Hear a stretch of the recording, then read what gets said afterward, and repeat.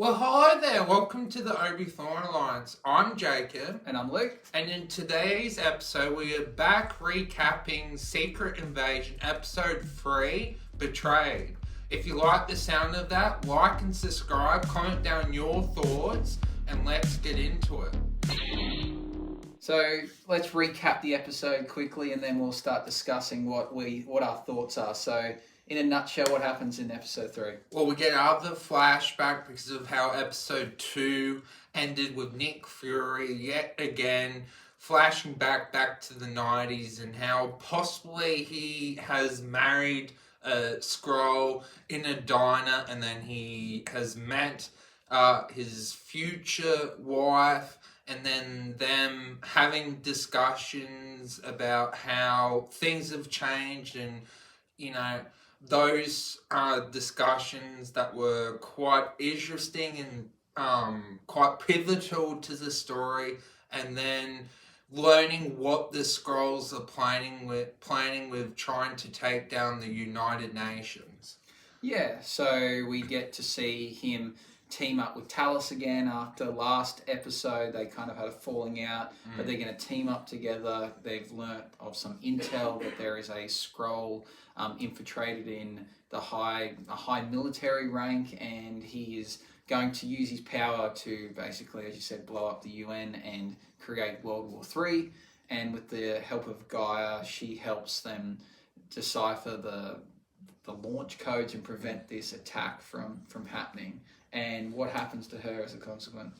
Unfortunately, she gets shot, and what we would assume she dies from these wounds, and Traos will be not so happy with this.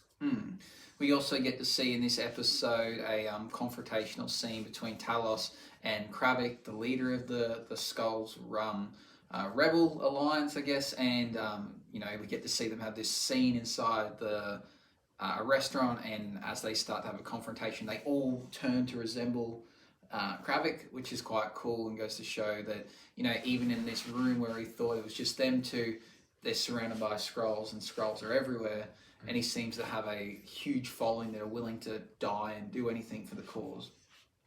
Yeah. So, moving on from a recap and getting to more of a discussion, how does this compare to the other two episodes so far? Is this the best, the worst? I'm really enjoying the episode. I actually think it is the best because it gets to the dynamic between Ben Madison and Samuel Jackson really helps the episode, and then seeing what happens at the end when the characters get shot. I really like this episode, and moving forward with the episode, really looking forward of seeing how things play out. I think this has been my favourite episode so far. The first one kind of set the scene. The second one gave us a picture of what could happen, and now we're starting to see it happen.